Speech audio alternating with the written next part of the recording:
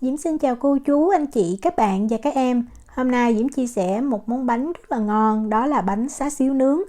Công thức bánh này thì vỏ bột mình sẽ pha thêm một cái kiểu mới nữa mà vỏ làm thiệt là dễ. Và khi mình nướng rất là nhanh, đồng thời vỏ bánh vừa mềm xốp và mềm rất là lâu. Cách làm như thế nào? Thì bây giờ mình cùng vào bếp làm món bánh xá xíu nướng này với Diễm nha.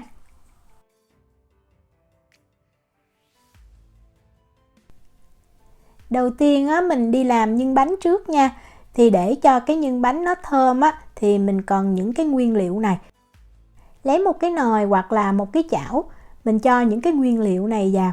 Đầu tiên là 3 gram ngò, nếu mà ngò có rễ thì mình lấy luôn rễ nha. Tiếp theo là 3 gram cần tây, 3 gram gừng mình cắt lát và mình gọt vỏ ra. Và cuối cùng là 50 gram củ hành tây, mình cắt nhỏ như vậy. Và để cho những nguyên liệu này nó thơm thì mình cần chiên lên đó. Vì vậy Diễm cho vào đây 3 muỗng canh dầu ăn. Dầu thì mình dùng dầu không có mùi đặc trưng là được ha. Diễm dùng dầu hoa hướng dương. Rồi mình chuẩn bị sẵn ở đây cái đây nè, để khi mà những cái nguyên liệu mình chiên nó vàng thì mình đổ ra liền. Bắt lên bếp Diễm bật cái lửa lớn nhất nha. Và khi mà mình thấy dầu sôi thì mình hạ xuống lửa trung bình, mình đảo đều cho tới khi mà mình thấy hành nè, ngò nè, cần tây và gừng nó chuyển sang cái màu vàng. Vàng đậm chút ha, như vậy nó mới thơm. Đó, như vậy là được nè. Thì nhắc khỏi bếp liền và Diễm đổ ra cái đây Diễm đã chuẩn bị sẵn. Cái phần xác này bây giờ mình sẽ mang mình nấu ha. Còn cái phần dầu mình để đây, chút nữa mình sẽ xào với hành. Cho những cái nguyên liệu này vào trở lại cái nồi nè. Rồi Diễm đông vào đây 150 gram nước. Mình bắt lên bếp, mình để cái lửa lớn và mình nấu cho cái nồi này nó sôi lên. Khi mà mình thấy nước sôi thì mình hạ cái lửa làm sao cho nó sôi nhẹ và mình nấu trong thời gian là 2 phút nha. Đừng có nấu sôi quá thì nó nhanh bị cạn đó. Sau 2 phút thì Diễm đổ ra. Mình sẽ lược bỏ cái xác đi. Mình dùng cái muỗng đó mình ép nha. Tại cái phần nước này nó vừa ngọt mà nó còn thơm nữa. Rồi mình bỏ cái xác đi. Thì bây giờ mình nêm vào đây. Đầu tiên là 15 gram đường. Thì dưới cái công thức gốc lượng đường nhiều lắm. Nhưng mà Diễm thích cái bánh nó có vị mặn hơn vị ngọt. Vì vậy Diễm giảm đường lại. Tiếp theo là 5 gram bột nêm gà. Để cho cái màu nó đậm chút thì mình có 5 gram hắc xì dầu. Tiếp theo là 15 gram nước tương, cái này là nước tương lạc nha. 15 gram dầu hào, hắc xì dầu nè, nước tương lạc và dầu hào, Diễm dùng hiệu của Ly Kum Ki. Và để cho cái sốt nó đặc thì mình có 25 gram tinh bột khoai tây. Tinh bột khoai tây thì ở Na Uy mình mua rất là dễ ha, mình vô trong siêu thị mình mua là có. Và mình cần có thêm 25 gram tinh bột bắp. Mình có thể dùng hoàn toàn một trong hai cái loại tinh bột này, nhưng mà nếu mà có mình nên dùng phân nửa, lượng này phân nửa lượng kia thì sẽ ngon hơn. Rồi mình cho thêm vào đây 150 gram nước nha. Mình khuấy cho bột nó tan. Bột nêm gà thì nó chưa có tan đâu ha, chỉ cần cái bột tan là được. Bắt cái nồi sốt lên bếp rồi bây giờ mình bật lửa lớn, mình khuấy đều. Lúc mà bắt đầu nó gần đặc thì rất là nhanh luôn. Đó, lúc này là nó đặc nè. Mình khuấy thiệt là nhanh và mình thấy sốt nó tróc khỏi cái nồi nè. Thì bây giờ mình hạ xuống cái lửa nhỏ chút nha. Diễm để số 6 và tiếp tục mình khuấy cho cái sốt này nó chín. Sốt chín là mình thấy nó sẽ chuyển sang cái màu trong. Diễm thấy mình nên dùng cái nồi mà có chất chống dính mình khuấy thì nó sẽ dễ hơn, nó không có bị dính vô cái nồi. Đó, nó trong như vậy. Là mình nhắc khỏi bếp ha. Lưu ý là mình phải khuấy cho cái sốt này nó chín ha. Nó chín là nó sẽ trong và cái màu rất là đẹp. Để ở đây cho nó nguội chút. Diễm có ở đây là 100 gram củ hành tây mình cắt hạt lựu. Dùng lại cái nồi hồi nãy mình chiên đó thì mình cho củ hành tây vào đây. Tiếp theo mình lấy cái dầu hồi nãy mình chiên những cái nguyên liệu đó, mình cho vào một muỗng canh. Rồi mình bắt lên bếp và mình xào cho củ hành tây nó thơm. Mình để cái lửa lớn và mình xào, mình thấy củ hành tây nó vừa trong là được. Đó, như vậy thì Diễm nhắc khỏi bếp nha. Rồi mình cũng để ở đây cho củ hành tây nó nguội một chút xíu. Bánh xá xíu nướng thì nguyên liệu không thể thiếu đó chính là xá xíu. Xá xíu thì Diễm đã có chia sẻ công thức rồi. Cái link công thức thì Diễm để ở phần miêu tả video nha. Xá xíu này thì bây giờ mình sẽ cắt hạt lựu. Đầu tiên mình cắt ra thành từng lát, nó có cái độ dày khoảng 0,8 tới 1 cm. Sau đó mình cắt ra thành từng sợi nha. Rồi mình cắt hạt lựu thôi. Dưới công thức hôm nay thì mình sẽ cần 600g xá xíu đã cắt hạt lựu. Nếu mà mình làm cái công thức xá xíu của Diễm thì cái gia vị để nêm dầu nhân Diễm thấy rất là vừa ăn. Còn nếu mà mình làm theo cái công thức xá xíu khác thì mình nên điều chỉnh lại. Rồi mình lấy cái hỗn hợp sốt hồi nãy mình khuấy đặc đó, mình cho vào chung và củ hành tây luôn. Và nếu mình có rượu mai quế lộ đó thì mình cho vào 1 muỗng cà phê. Và cuối cùng là 1 muỗng cà phê dầu mè. Rồi mình đeo bao tay vào, rồi bây giờ mình bóp nè. Bóp nhẹ nhàng cho bột nó đều với lại củ hành và thịt. Bóp nhẹ thôi nha, bóp nhiều quá nhiều khi dễ làm nát củ hành đó. Rồi mình dùng tay trộn thật đều. Như vậy là được. Mình chia nhân luôn nha. Hôm nay công thức này mình làm được 24 cái bánh, vì vậy mình sẽ chia nhân ra làm 24 phần bằng nhau. Mỗi viên nhân nó khoảng 43g. Mình dùng tay mình bóp cho nhân nó kết dính, sau đó mình xe lại cho nó tròn. Như vậy lúc mình tạo hình nó sẽ dễ dàng. Và nếu mình làm liền thì mình để nhân ở nhiệt độ phòng, nhưng nếu mà mình để lâu thì mình nên cất nhân vào trong tủ lạnh. Nhưng nếu mà nhân cất trong tủ lạnh thì tí xíu nữa ủ bột mình cần lưu ý tí xíu ha. Diễm sẽ nói sau. Bây giờ mình đi làm cái phần bột bánh. Giỏ bánh hôm nay thì mình sẽ pha 2 loại bột mì với nhau. Một loại là có protein cao và một loại có protein thấp. Thì nếu ở Việt Nam thì mình sẽ pha bột mì số 13 với lại bột mì số 8. Còn nếu mà nước ngoài hay gọi thì mình sẽ gọi là bột bánh mì. Thì ở Na Uy Diễm dùng bột mì này ha. Còn bột bánh hay là bột mì số 8 thì Diễm dùng hiệu của Thái Lan. Mình pha thêm bột bánh vào trong công thức sẽ giúp cho cái bánh nó xốp hơn, đồng thời nó mướt, nó bóng hơn. Mình cân ra đây là 480g bột bánh mì hay là bột mì số 13.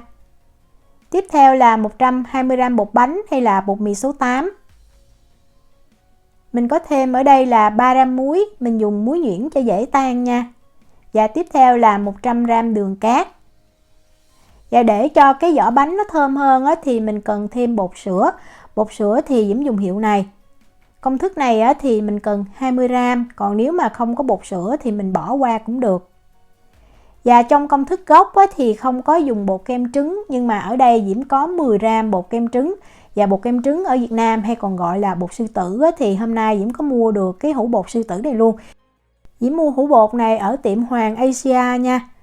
Và bột kem trứng này mình cho chung vào với hỗn hợp bột khô. Còn nếu mà mình không có thì mình cũng có thể bỏ qua. Mình trộn cho những cái nguyên liệu khô này nó đều với nhau. Và công thức hôm nay cái lượng đường nhiều, vì vậy men nở Diễm dùng men nở ngọt nha. Mình cần 8g. Còn nếu mà mình không có men nở ngọt mình dùng men nở thường thì mình dùng 10g để cho bánh nó nở nhanh hơn. Mình cho 8g men này vào chung với lại hỗn hợp bột khô. Và để cho bánh nó thơm hơn và nó mềm hơn khi mà để nguội thì Diễm có thêm ở đây là 50g kem tươi. Trong công thức gốc cũng không có ha. Nhưng mà nếu mình cho vào thì mình thấy cái vỏ bánh nó sẽ bóng, nó mướt. Đồng thời khi mà mình để nguội cái bánh nó mềm, nó thơm hơn rất là nhiều. Còn nếu mà mình không có kem tươi thì mình cũng có thể bỏ qua nha. Và kem tươi này mình lấy ngay từ trong tủ lạnh ra, nó còn rất là lạnh. Chất lỏng thì mình chỉ dùng nước thôi nha, 250g nước và lưu ý cũng là nước lạnh.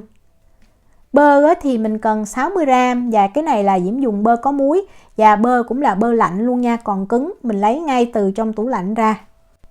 Với những nơi có khí hậu nóng hoặc là cái công thức bột mà lượng men nở nhiều thì mình nên dùng những cái nguyên liệu lạnh. Để khi mình nhồi bột nó không có bị nóng thì protein nó có thời gian giãn nở, nó không có bị đứt, tức là nó giãn nhanh quá thì mình nhồi nó dễ bị đứt đó. Và mình nhồi bột ở cái tốc độ thấp trong thời gian là 15 phút. Bột này Diễm thấy mình nhồi rất là nhanh đạt nha. Diễm nhồi cái máy Kenwood này thì 15 phút là Diễm thấy bột nó đã rất là mịn và dẻo rồi. Bột này mình không cần phải nhồi cho kéo màng đâu, quan trọng là bột nó mịn dẻo, tróc khỏi cái thau nhồi bột. Cầm miếng bột lên đó mình thấy ha, nó chắc nhưng mà nó vẫn có cái độ mềm dẻo. Túm bột lại cho gọn rồi mình ủ bột nở gấp đôi. Để cho bột nó không bị khô á, thì Diễm lấy màng bọc thực phẩm Diễm đậy lại. Và nhiệt độ nhà Diễm bây giờ là 20 độ C thì Diễm thấy á, Diễm ủ 90 phút bột nó nở gấp đôi. Nếu mà nhiệt độ nhà mình nóng hơn chắc chừng 60 phút à.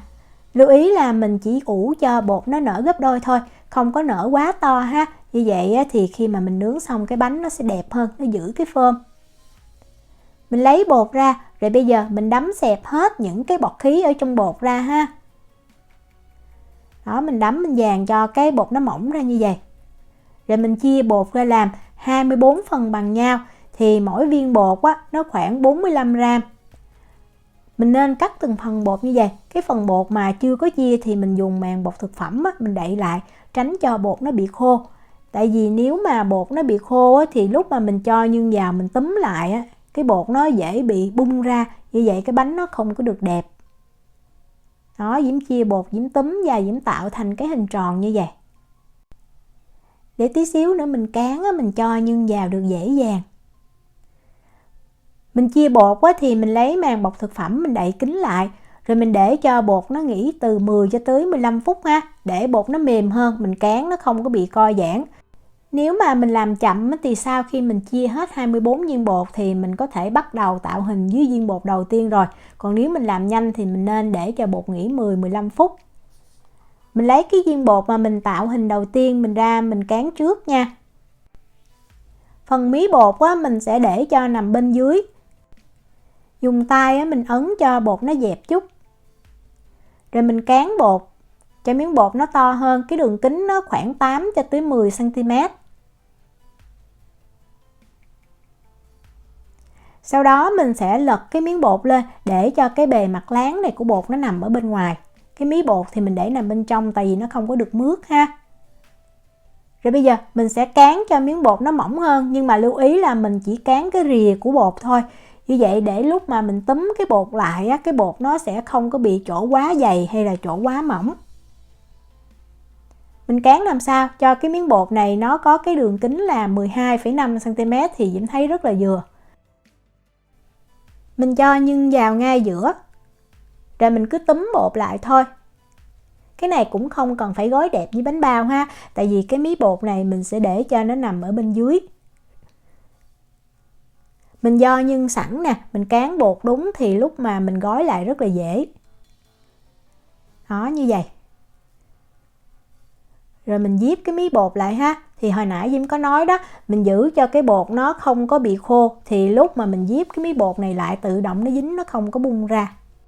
Mình để cho mí bột nó nằm ở bên dưới. Và như Diễm có nói hồi nãy á, nếu mà mình cất nhân ở trong ngăn mát tủ lạnh á, thì bây giờ mình phải để cho nhân nó nguội hẳn, tức là nó hết lạnh. Và bột nó nở tí xíu thì mình mới đi nướng. Còn nếu mà mình để nhân ở nhiệt độ phòng á, thì mình để bột nghỉ 20 phút là mình có thể mang mình đi nướng được. Và để cho mặt bánh nó bóng đẹp á, thì mình có một cái trứng gà và mình đánh tan cái lòng đỏ với lại lòng trắng. Sau đó mình nên rây lại ha, cho lòng đỏ và lòng trắng nó đều với nhau thì lúc mình phết lên nó đều, nó đẹp hơn. Bánh này là Diễm đã để 60 phút ở nhiệt độ phòng nha. Tại vì cái này nhân á, Diễm cất vào trong ngăn mát tủ lạnh. Vì vậy Diễm sẽ sờ lên thử, Diễm thấy cái bánh nó không có lạnh ha, và bột nó hơi mềm. Tức là nó đã được nghỉ và nó nở tí xíu thì mình mang đi nướng. Mình sẽ dùng cọ đó, mình phết trứng đều lên khắp mặt bánh luôn nha. Lên hết cái bánh luôn. Và nếu mình thích á, mình có thể cho thêm mè đã rang lên trên. Theo công thức gốc thì không có, nhưng mà Diễm thấy có mè lên nó đẹp và đồng thời mình ăn nó cũng thơm, nó giòn hơn. Rồi mình làm nóng cái lò nướng trước nha. Khi mà lò nướng nóng đủ rồi thì mình mới cho bánh vào mình nướng. Và khi cho bánh vào trong lò đó thì mình sẽ để cái dĩa bánh ở cái rãnh thứ hai từ dưới đếm lên. Nếu mà so với chiều cao của cái lò thì 1/3 ha. Và mình nướng ở nhiệt độ là 180 độ C, 356 độ F trong thời gian từ 20 cho tới 22 phút. Lò thì mình để hai nhiệt trên và dưới và mình không có bật quạt. Sau khoảng 18 phút thì mình nên canh nha. Mình thấy bánh nó nở căng phồng lên và nó vàng thì mình lấy bánh ra. Thời gian mình nướng bánh nó sẽ ảnh hưởng tới cái độ căng phồng của cái bánh khi mà bánh để nguội. Đây là 24 cái bánh mà Diễm đã nướng xong. Diễm nướng cùng thời gian và cùng nhiệt độ, vì vậy mình thấy ở đây nó nở lên rất là đều ha. Còn đây là 24 cái bánh lúc mà Diễm làm thử công thức, Diễm phải canh cái thời gian nướng đó, vì vậy mình sẽ thấy cái sự khác nhau. Những cái bánh mà nó không có mè đó thì Diễm nướng 18 phút, trong khi cái bánh mà có mè ở trên đó Diễm nướng gần 22 phút. Thì bánh mà mình nướng ít thì khi mà mình để nguội nó sẽ bị co lại, nó nhăn hơn, trong khi bánh mà mình nướng đủ thì nó sẽ căng, nó đẹp như vậy. Bánh nướng đủ thì khi ăn mình sẽ thấy nó xốp và nó khô ráo, trong khi cái bánh mà mình nướng nó vừa chín tới thôi, nó bị nhăn lại thì mình ăn giống như nó hơi dẻo và nó hơi dính răng chút. Thật ra bánh này mình ăn mình xé mới ngon, nhưng mà Diễm cũng muốn cắt cho mình xem để mình thấy những cái bọt khí bên trong bột ha. Bánh cắt ngang như vậy mình thấy nó rất là xốp, nhưng mà bóp vào mềm lắm nha. Nhìn thì có vẻ hơi khô nhưng mà không có khô, mình ăn mình mới cảm nhận được cái độ mềm ẩm của bánh. Bánh ăn không hết thì mình cứ bảo quản tủ đông đá, khi ăn mình hâm nóng lại là ngon. Diễm chúc cô chú, anh chị, các bạn và các em thành công với lại món bánh xá xíu nướng này. Nếu mà có thắc mắc gì thì cứ để lại lời nhắn hoặc là gửi tin nhắn cho Diễm.